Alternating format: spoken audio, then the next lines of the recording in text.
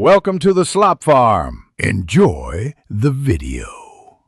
In this video, I will explain how to make your CAD interactive. We will explore several key features that transform a static page into a dynamic experience. First, we will cover adding simple yet powerful buttons and links for navigation. Then, we will delve into integrating forms to gather visitor information efficiently.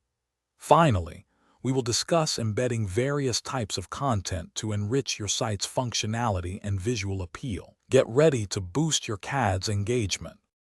Let's start with the basics, buttons and links. These are crucial for guiding your visitors. Simply add a buttons element, then customize its text and choose where it leads.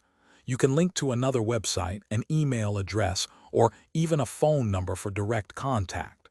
For on-page navigation, use anchor links to smoothly jump to different sections with just one click. This makes your site much easier to explore.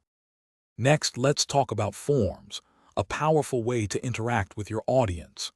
CAD offers three main types: contact, sign-up, and custom forms. You can easily connect these to your email or integrate with various third-party services for data collection. Remember to customize the fields and the success message to provide a clear and professional experience for your visitors. Forms are excellent for gathering leads or feedback. Finally, let's explore embedding external content to make your CAD truly dynamic.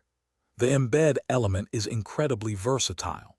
You can seamlessly integrate videos from popular platforms like YouTube or Vimeo, bringing your visual content directly to your page.